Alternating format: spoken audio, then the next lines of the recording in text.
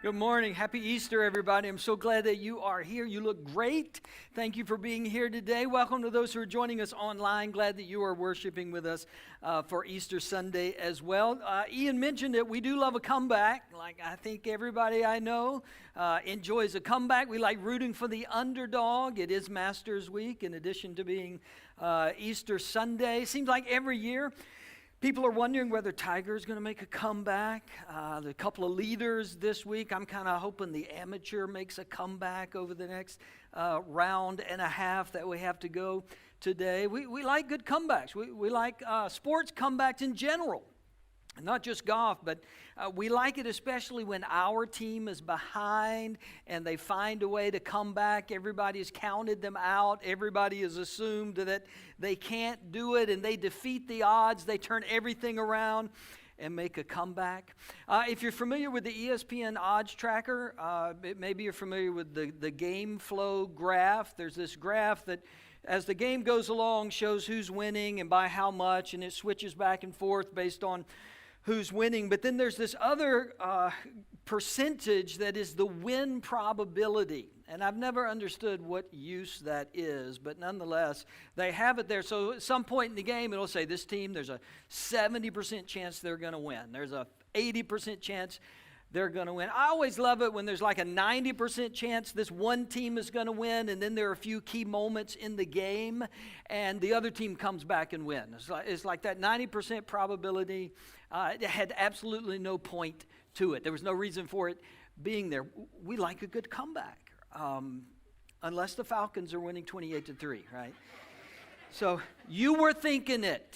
You were thinking it over there. You were thinking it. I was just going to get it out there, all right? We don't like it when comebacks go against us. We like when they happen in our favor. We like them when we don't have any interest in the game at all, right? If your team's not playing, but there's a comeback on, you hear on this channel, this team may come back, you're going to go over there and watch it. But we don't really like it when it happens against our team.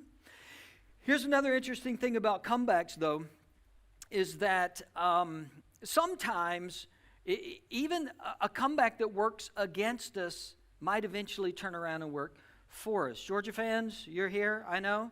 I don't have to ask. Alabama has second and 26 in the national championship a couple of years ago, and they come back and win. And the reality is, for most of you Georgia fans, you don't even think about second and 26 anymore, do you? Because you got back-to-back national championships. Like, that doesn't hardly enter into your mind. You came back over Alabama's comeback, and now you're on top, right? So sometimes even setbacks can get turned around and work towards a comeback. We like a good comeback. It's why we like Rocky, right? And Rocky 2, and Rocky 3, and 4, and 5, and Rocky Balboa, and Creed 2, and Creed 3. Why do they keep turning these movies out? Because they know we like a good comeback. We like it when the underdog finds a way. You thought they were down, you thought they were out, and they find a way to come back. We don't just like comebacks in sports, though. We don't just like comebacks in movies. We especially like comebacks in real life. When we hear the story of the person that faced seemingly insurmountable odds, and they found a way to rise above it and come out on top. We love that story. That person who, they had an addiction and they got help. They found the courage and the strength within themselves. They found the right program or the right person that could help them fight this demon that had been after them for so long. We love that story. That person who had a traumatic childhood, and yet through a set of circumstances, they became this incredible person. We love that story. That person that lost their job, and then they turned around and got a better job. We love, or they start their own company and they make bazillions of dollars. We love that sort of thing. The person who faced rejection over and over and over again. And then finally, all of a sudden, they found that dream opportunity. We love comeback stories. Movies, sports, especially in real life with real people. We love comeback stories, but here's the reality. We love real life comeback stories. We just don't like being in circumstances that require a comeback. Right, ourselves. We talked about this before in different language here at our church. We love the comeback story. We just don't want to personally need a comeback story. We don't want the setback that comes before the comeback. We like somebody else's comeback story. We like a sports comeback story. We sometimes even like our own comeback story from the past. As long as we have already come back, we like that story. We just don't want a setback today. But setbacks are the perfect environment for the comeback. And every comeback that you have ever heard of or read of or know about started with a setback. And maybe some of you are feeling that today. Maybe some of you have had some dreams dashed of late. Maybe there were some opportunities that you thought you had or you thought you deserved and they passed you by. Maybe there's a health issue going on with some of you. Maybe life just isn't where you thought it was going to be at this point in your life. Maybe you're like most of us, and occasionally you look at your life and you say, I thought by the time I was, fill in the number of years, I thought by the time I would have this, I would be here, I would have done. Maybe that's you today, and I want to tell you that setbacks aren't just for the movies, and comebacks aren't just for the movies. Comebacks aren't just for professional athletes, comebacks are for you. Over the next 4 weeks, we're going to look at some different types of setbacks and what we need to do to move through those setbacks in our lives. And that's one of the principles we're going to come to over and over again in this 4-week series. It's this: the way through setbacks is to keep moving forward. I mean, the way through setbacks is through them. You can't detour around them. You can't skip over them. You can't get a do-over. You can't press pause. The only way to get through the hard places of life is to go through them, is to keep taking the next step, to keep moving forward. The way to get from A to B is to follow the path, to take the steps along the path from A to B. We know this on a map. Anybody remember back in the olden days when we used maps? Right? You open a map, said I need to get from here to there, and there was a path. And you know, if I follow this path, I will get from this point to that point. Now we rely on GPS. It does the same thing, right? You could pull out your phone right now. You could enter any address in your GPS, and it would tell you how to get from here to there. Follow this path. Go this route. Take these steps. Make these turns. As a matter of fact, you could get turn-by-turn directions.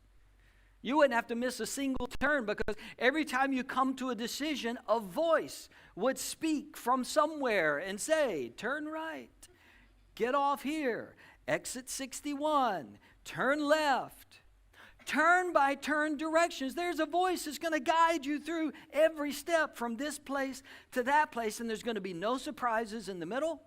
Because it's going to tell you all the problems you're going to face. There's an accident at this particular spot. There's debris on the road at this particular spot. You're going to have a slowdown. It's going to take you about 8 minutes to get through this slowdown. It's going to tell you every part of the journey.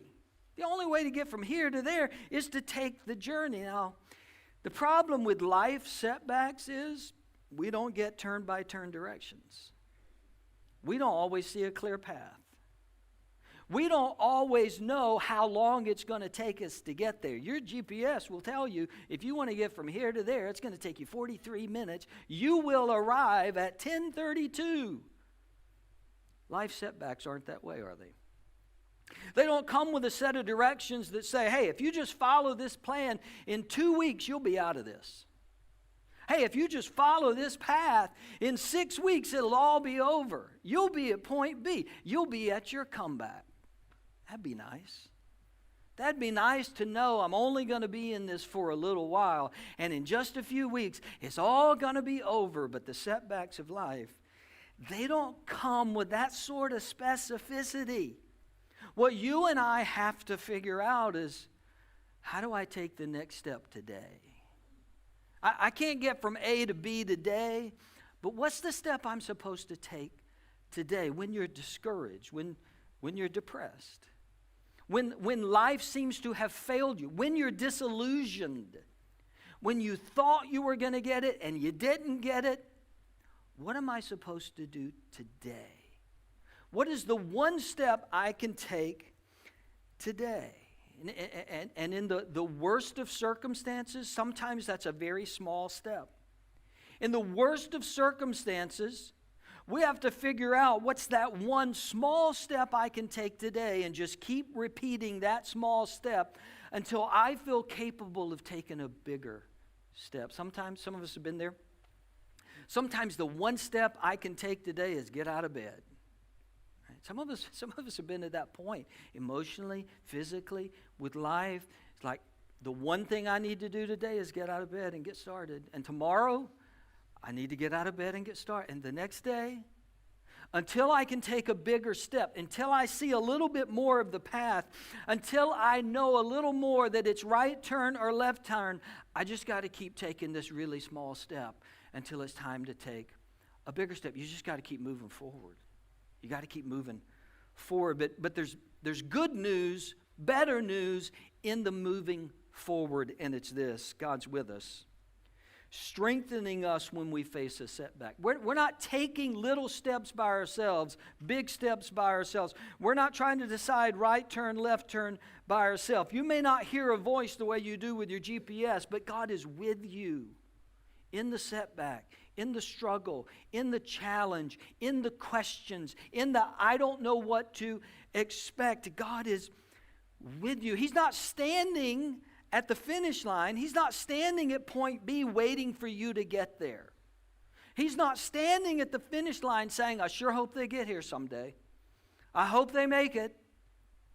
Any of you, you don't have to raise your hands, but for those of you who have run a race, like a road race, on your feet, moving forward, like that kind of 5K, 10K, half marathon, full marathon, whatever else.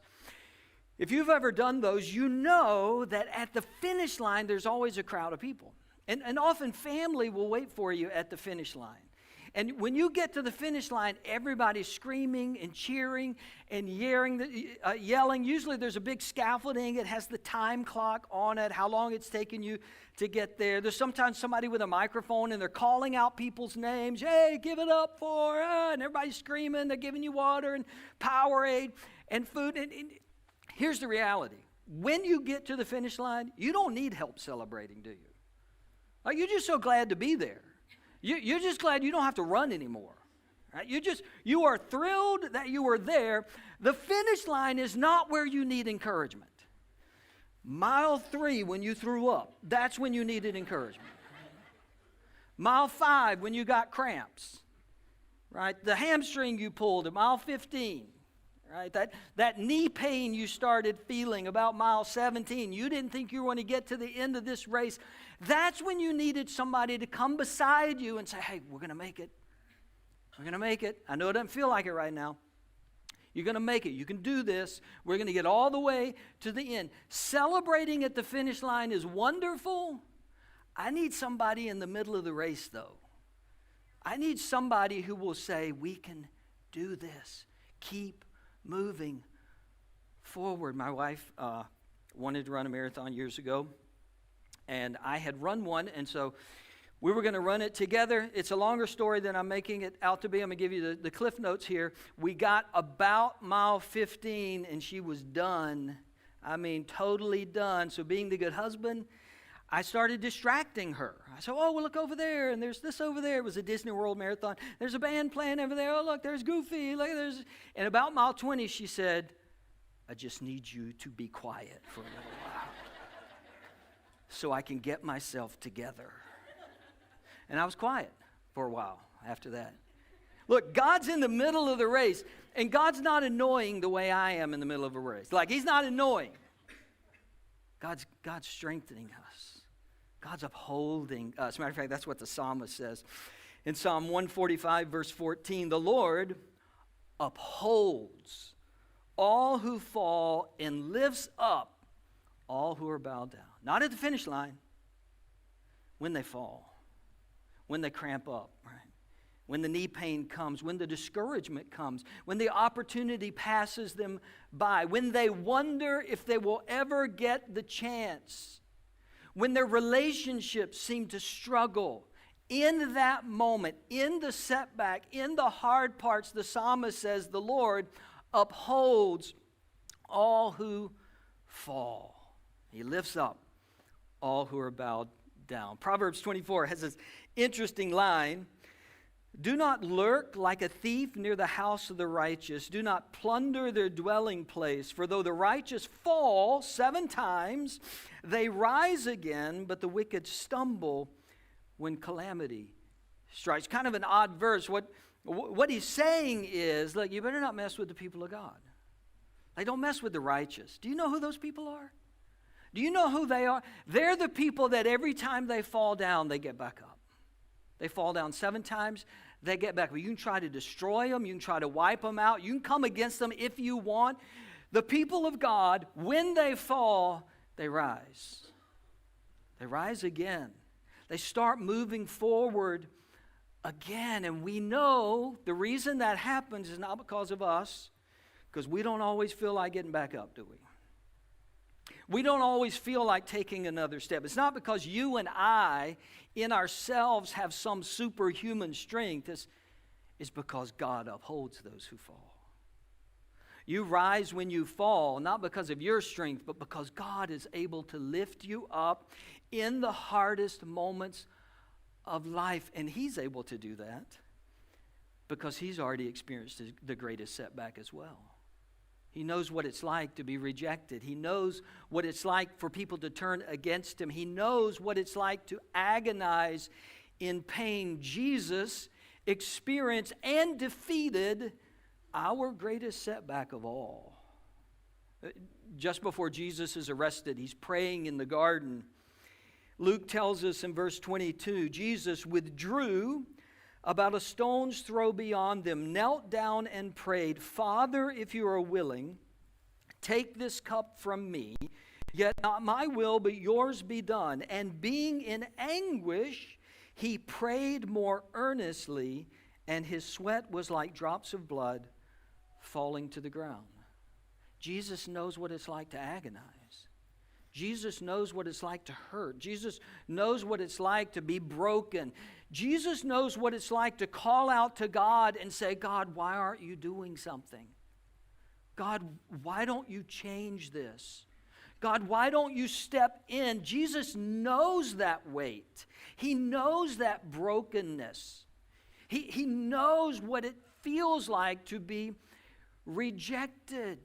He even felt like his own father turned away from him at the cross. But right in the middle of that, in between agonizing in prayer and praying with such intensity that his sweat became like blood, Luke tells us in verse 43, an angel from heaven appeared to him and strengthened him.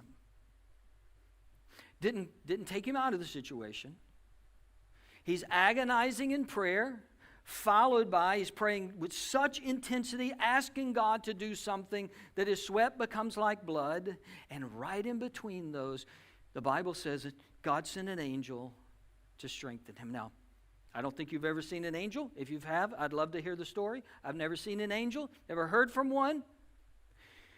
We're told this. We see this, and in a visual way, this is God's way of saying, I was there for my son, I'm there for you. In between your prayers for me to do something, and you're agonizing, in the middle of all of that, when you think I'm not doing anything, I'm there. I'm giving you strength. I'm carrying you. I'm upholding you. And we know that Jesus' pain didn't go away at that moment. Like this wasn't when everything worked out. Jesus is arrested right after that. And following his arrest, all of his followers left him. Peter has this sort of bold moment. Jesus didn't ask for it, but Peter has this bold moment where he pulls a sword and cuts off a soldier's ear. But right after that happens, Mark tells us, then everyone deserted him. Everyone, including Peter. Every single one of his friends, every single one of his followers deserted him. Jesus stands on trial. The Roman rulers were more sympathetic to Jesus than his own friends and followers. Pilate was looking for some way to let Jesus go free. But he's condemned. The crowd says, crucify him. Give us Barabbas. He's handed over to be beaten. He's forced to carry his cross to the place of execution. He's so weakened by the beating that he has sustained that he stumbles, and another man is asked to take his cross to the place of execution. His hands and feet are nailed to the cross. He hangs for 6 hours until he dies, experiencing the worst of our sin, the worst of pain, the worst of what evil has to offer for us. Christ defeats sin and death and hell and the grave for you, for me. He exchanges our sin. He takes upon himself our sin and gives us his righteousness, making it possible for us to be overcomers, making it possible for us to be victorious in whatever circumstances we find ourselves in. Paul says it this way in Romans 8. Who shall separate us from the love of Christ? Shall trouble or hardship or persecution or famine or nakedness or danger or sword? As it is written, for your sake we face death all day long. We are considered as sheep to be slaughtered. No, in all these things we are more than conquerors through him who loved us. Paul says, what setback could possibly win? None. There's none. He even names some: trouble, hardship, persecution, famine, nakedness, danger, or sword. You could fill in your own setback into this list. And Paul would say, that is no match for Christ. That is no match for the one who overcame your biggest enemy, your biggest challenge, which was your separation from God, even when other people look at your life and think it's hopeless. That's what Paul means by we are considered sheep to be slaughtered. Like sheep have no choice. They're in a hopeless situation. Their life is about to end. Paul says some people look at us. Some people look at the struggles that we face. Some people look at the setbacks that we have, the problems that we are encountering, and they think it's hopeless. It's not hopeless. Why? Because Christ has made us more than conquerors. Christ has defeated our biggest enemy, our biggest struggle, by defeating sin on the cross. And if Christ would defeat our biggest struggle, surely he's not going to be indifferent with all of the other struggles that we face.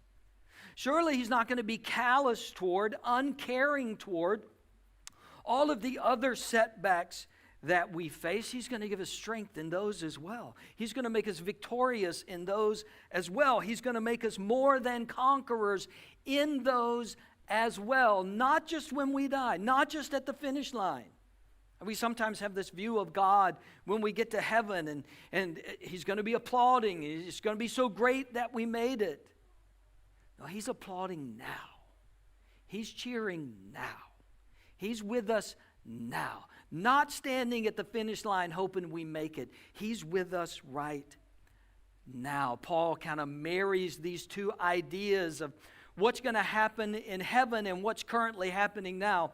In 1 Corinthians 15, Paul writes, when the perishable has been clothed with the imperishable. In other words, when we leave this mortal life and we step into heaven, we step into eternity, and the mortal with immortality, then the saying that is written will come true. Death has been swallowed up in victory. Where, O death, is your victory? Where, O death, is your sting? The sting of death is sin, and the power of sin is the law. But thanks be to God, He gives us the victory through our Lord Jesus Christ. So Paul agrees, look, death has been defeated. We're going to step into eternity one day. It's going to be glorious one day. We're going to have heaven one day. But then Paul goes on to say, therefore, my dear brothers and sisters, stand firm now. Now, stand firm now. Let nothing move you. Always give yourselves fully to the work of the Lord, because you know that your labor in the Lord is not in vain. Stand firm now. Not just then. Don't be moved by every disappointment, by every struggle that you face, by every hardship that you face. Yes, they're real. Yes, they are at times painful, but stand firm now. Christ has given you the victory, not just eternally. Christ has given us the victory now. How do we live in that? How do we live in that sort of spiritual victory? Here's one thought from the life of Jesus. We have to look beyond the struggle to the victory. We have to look beyond the struggle, beyond the immediate, and by faith believe that even in the hardest of moments, God is accomplishing something in our lives. Even the most disappointing of moments, God is at work, bringing victory and hope and life. Hebrews 12 says, therefore, since we are surrounded by such a great cloud of witnesses, let us throw off everything that hinders and the sin that so easily entangles, and let us run with perseverance the race marked out for us, fixing our eyes on Jesus, the pioneer and perfecter of faith. For the joy set before him, he endured the cross, scorning its shame, and sat down at the right hand of the throne of God. How did Jesus face his greatest struggle? He looked ahead to the joy that was on the other side. He knew that God was at work even in this struggle to bring about victory on the other side of what I'm currently facing. You and I need the ability to do that. That when we walk through struggles, we may not understand every way. We may not understand everything that God is doing. But to be able to say by faith, God, I believe you're going to use this for something greater. I believe you are going to be at work in the hardest of my moments. In the things that I don't understand, I believe you are accomplishing good for the joy set before him. He walked through the hardest of times. And the writer says, you can run the race then. You can keep going.